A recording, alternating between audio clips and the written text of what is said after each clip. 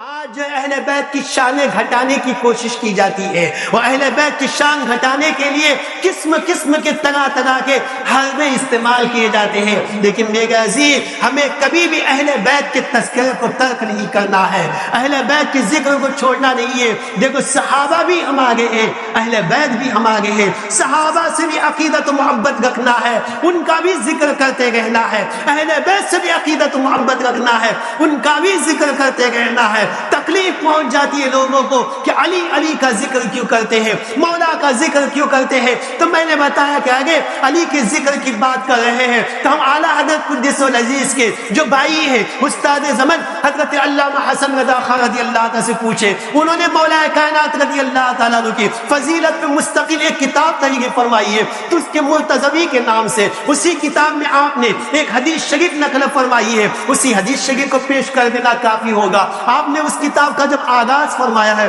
تو اس کتاب میں کہ آغاز میں ہی آپ نے آغاز فرمایا اس حدیث مبارک سے کہ علی کا ذکر کرنا عبادت ہے، علی کا ذکر کرنا عبادت ہے۔ انہوں نے اس حدیث شریف سے اپنی کتاب کا آغاز فرمایا ہے، تو جس امام کو ماننے والے ہیں ان کے بھائی اپنی کتاب میں لکھے کہ علی کا ذکر کرنا عبادت ہے، تو اگر ہم علی کا ذکر کرتے ہیں، اپنے نامہ اعمال میں ثواب کو بڑھاتے ہیں، تو تم کو تکلیف کیوں ہوتی ہے، تم کو تکلیف کیوں ہوتی ہے؟ میرا جی جن کو تکلیف ہوتی ہونے دے، ہمیں ان سے کوئی غرض نہیں ہے، ہم تو یہی جانتے ہیں کہ علی کا ذکر کرنے سے عبادت کا ثواب بھی ملتا ہے، وہ علی کا ذکر کرنے سے اللہ ہمارے گناہوں کو معاف بھی فرما دیتا ہے۔ استاد زمن رضی اللہ تعالیٰ عنہ نے اسی حدیث شریف کے بعد میں دوسری حدیث شریف نقل فرمائی، جس حدیث شریف میں یہ ہے کہ اللہ کے نیک بندوں کا ذکر کرنا گناہوں کا کفارہ ہے، گناہوں کا کفارہ ہے، یعنی اللہ کے نیک بندوں کا ہم ذکر کرتے ہیں تو جتنا ذکر کرتے جاتے ہیں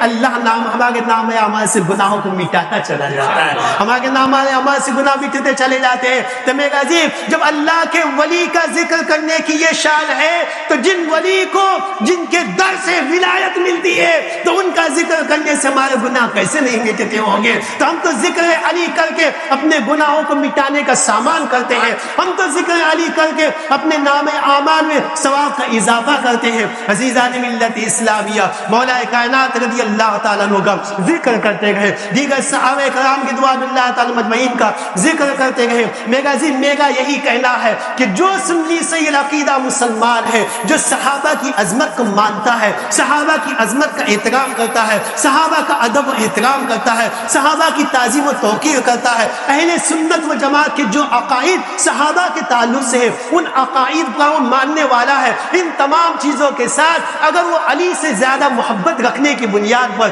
علی کا زیادہ ذکر کرتا ہو تو اس کے اوپر کوئی فتویٰ نہیں لگانا چاہیے، اس کے اوپر کوئی فتویٰ نہیں لگانا چاہیے، اس کے خلاف کوئی زبان نہیں کھولنا چاہیے، اس کے تعلق سے بدگمانی نہیں کرنا چاہیے، اتنی بدگمانی کہ تعلیمات اعلیٰ حضرت کے خلاف ہو جائے، تعلیمات اعلیٰ حضرت کے خلاف ہو جائے، کسی علی کا ذکر کرنے کی بنیاد پہ یہ الزام لگا دیا جائے کہ اس کے سینے میں بغض صحابہ بھرا ہوا ہے، معاذ اللہ رب العالمین، صدبار معاذ اللہ رب العالمین۔ امام اہل سنت کی تعلیم اٹھا کر کے دیکھیے کہ کسی عام سنی مسلمان پر بھی بغیر ثبوت کے گناہ کبیرہ کی نسبت نہیں کر سکتے، تو بغض صحابہ کا الزام کتنا بڑا الزام ہے، یہ تعلیمات اعلیٰ حضرت کے سراسر خلاف ہے۔ تو میرا عزیز ہم تو تعلیمات اعلیٰ حضرت کے ماننے والے ہیں، تعلیمات اعلیٰ حضرت کی روشنی میں ہم پر رکھتے ہیں کہ تعلیمات اعلیٰ حضرت میں کس کا حکم کہاں تک جاتا ہے، کس کے اوپر کتنے حکم لگانے کی گنجائش ہے، کس کے تعلق سے حکم آ سکتا ہے، کس کے تعلق سے نہیں آ سکتا، کس کے لیے رخصت و گنجائش ہو سکتی ہے، کس کے لیے رخصت و گنجائش نہیں ہو سکتی۔